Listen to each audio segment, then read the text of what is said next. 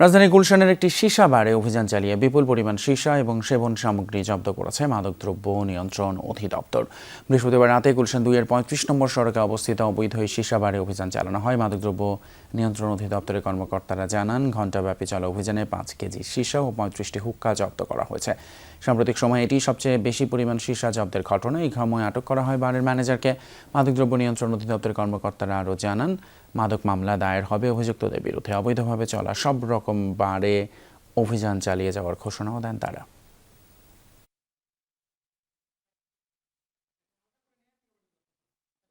আলামত হিসাবে প্রায় ৫ কেজি সীসা আমরা উদ্ধার করি।